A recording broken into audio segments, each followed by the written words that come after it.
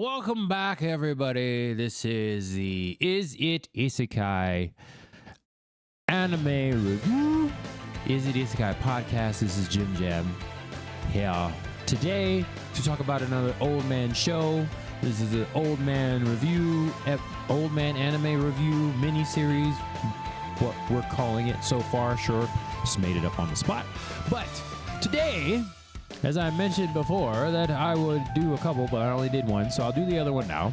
I'm reviewing the Ossan adventurer, almost died multiple times to accomplish his dream. Sure, that's kind of what it's called.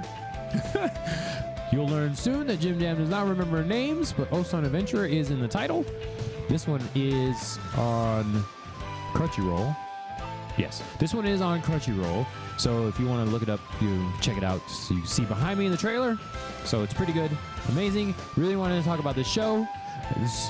I figured I could kind of... Okay, so there's about a 5-year difference between the two characters, but there's not a lot of shows where people are over the age of 20. If you know anything about anime, most of the time it's people in high school, maybe in middle school. So the fact we got a couple old guys, MCs in the animes, especially in the same season, is pretty incredible. So I'm going to talk about this one here specifically because this guy's really old. He's in his 30s, man. He might as well be in the retirement home or something. This is incredible that they have an anime, and he literally put Ossan Adventure in there. Well, Ossan means old man in Japanese, so they put it right in the title. So as soon as I saw that, I knew what Ossan meant, and they put it in there. I was like, oh, old man doing adventuring things? That's hilarious. They actually made it a thing, a trope, character, trait. Made this a trait of the main character in this show. And the way that he's drawn, I guess the bags under his eyes just are supposed to be another characteristic of an old man. Crazy. But once again, I'll give my spoiler warning. So if you don't want to get spoiled for the first season of Ossan Adventure, better click off this video. Once again, don't really read mangas, so I watch the animes, and I'm going to speak about the first season here. Plenty of spoilers ahead. So if you don't want to watch, don't keep watching this video. That's your warning right now. Alright, so if you're still here, I'm going to review the first season of Ossan Adventure. Died multiple times, and that is very literal. He's an old man, and he literally died in the midst of his training multiple times. You come to find out. So that's the biggest spoiler right there. He dies multiple times. Luckily, his head trainer, sensei, can bring people back to life with his magic. So if it's within a few minutes, you get brought back to life. A little known to the main character, he dies multiple times. Well, he doesn't know at the beginning, but towards the end, he knows that he dies. Yeah, it's pretty funny. He dies multiple times in the anime, so it's pretty hilarious. Poor Rick. It's just funny because how often do we see in an anime where the main character dies multiple times and then it's just all matter of fact, oh yeah, we brought him back to life.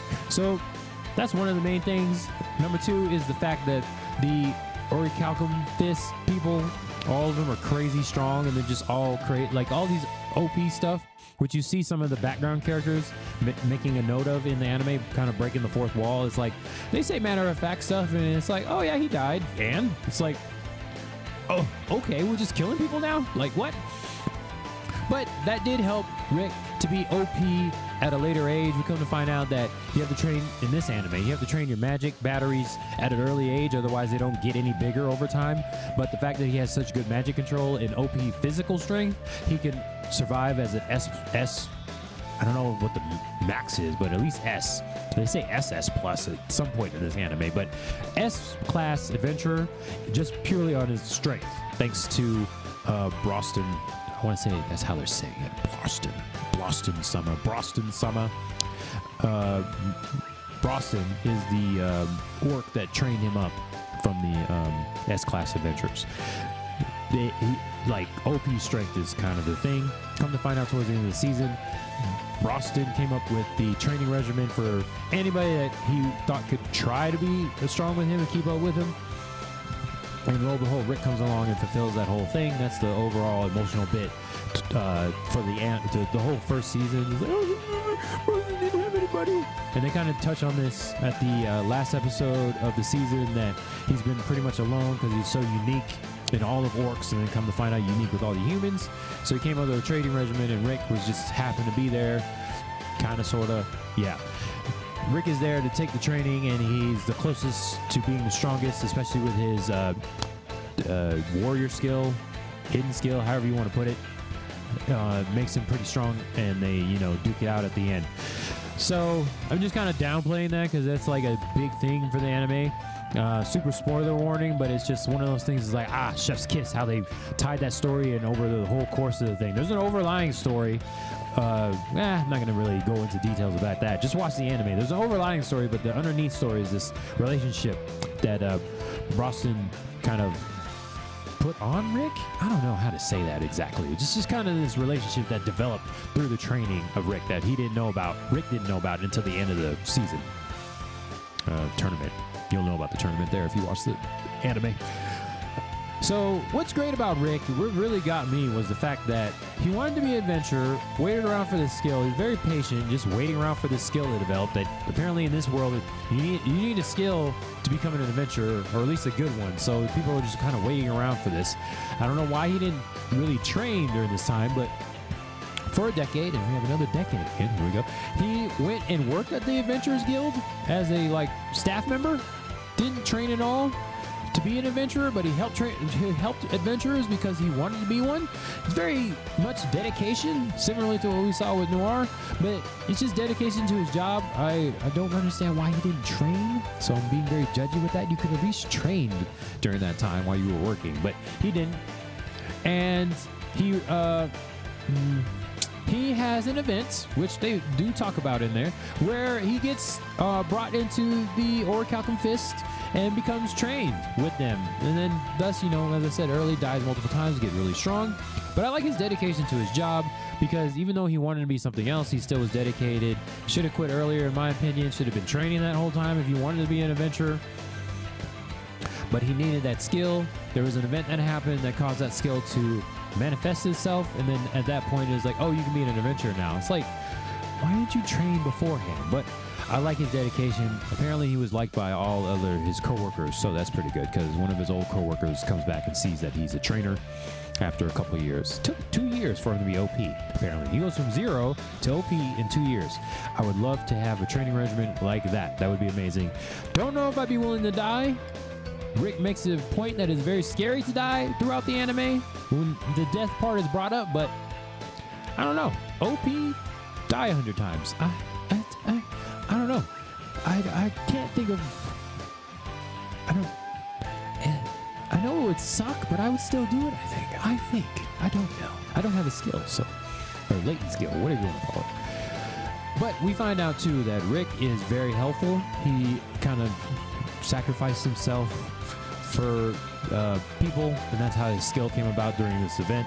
So we see that he's very helpful and very caring, and then he also sees another old person, Ossan, in the midst of the season that is trying to do the adventuring thing too. So he's like, here, go ahead and try this. I got your back. We are amigos in this. We're old people trying to be adventurers, so you can do it too.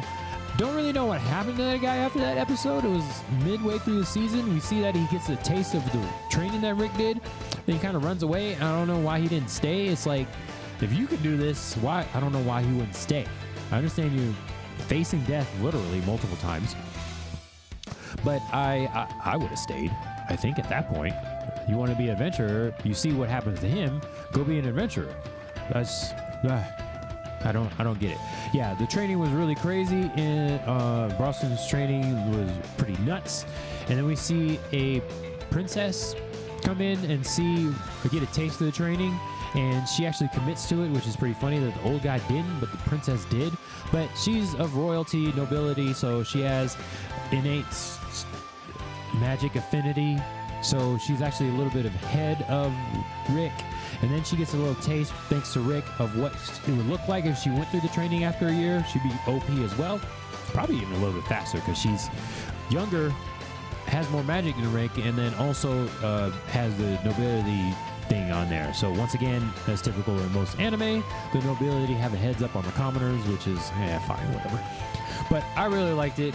The end tournament that I talked about a little bit earlier was amazing. Even the side characters, the ex-champ now, he's pretty cool. I couldn't imagine why he wouldn't want to do the training.